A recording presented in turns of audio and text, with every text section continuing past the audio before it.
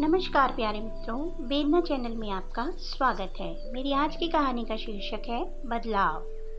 हाल ही में नैना का विवाह हुआ था और उसने अपने पति और ससुराल वालों के साथ एक जॉइंट फैमिली में रहना शुरू कर दिया था।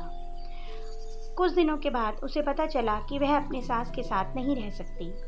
नैना की सास रूढ़िवादी थी, जबकि नैना आधुनिक जीवन शैली जीने वाली लड़की थी। जल्द ही उनके बीच झगड़े होने लगे। कई महीनों के बीत जाने के बाद भी दोनों में से कोई भी अपना व्यवहार बदल नहीं पाया।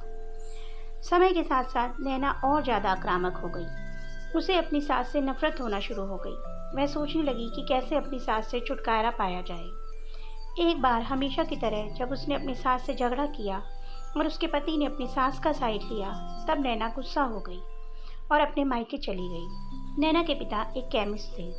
उसने अपने पिता को पूरी बात बताई।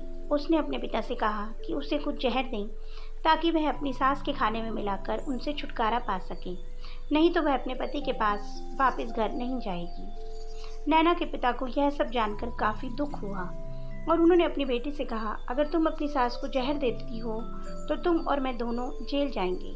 ऐसा करना ठीक नहीं। लेकिन नैना सुनने और समझने की हालत में नहीं थी। आखिरकार उसके पिता ने कहा, ठीक है, जैसा तुम चाहती हो वैसा ही होगा, लेकिन मैं तुम्हें जेल में नहीं देखना चाहता।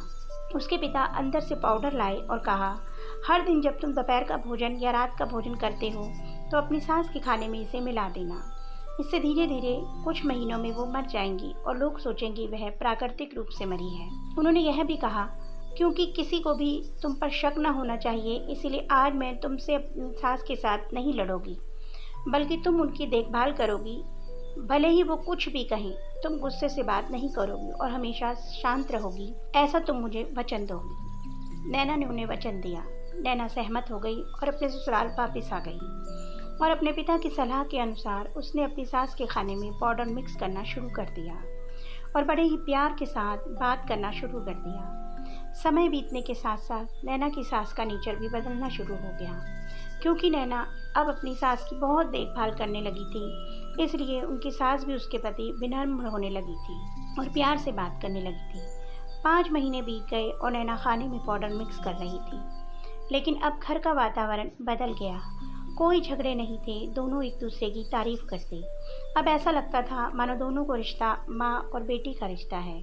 अब नैना को चिंता भी होती थी कि पाउडर की वजह से कहीं सास जल्दी ही मर न जाए। एक बार की बात है कि नैना के पिताजी उससे मिलने ससुराल आए होते हैं। कुछ समय की बातचीत के बाद वे नैना और उसकी सास से विदा लेते हैं। नैना और नैना की सास भी उन्हें छोड़ने के लिए दरवाजे पर जाते हैं कि तभी धम की आवाज़ से नैना और उसके पिताजी चौंक जाते हैं। नैना के पिताजी देखते हैं कि नैना की सास नीचे ज़मीन पर लेटी थी। नैना और उसके पिता दोनों ही भागकर उन तक पहुंचते हैं।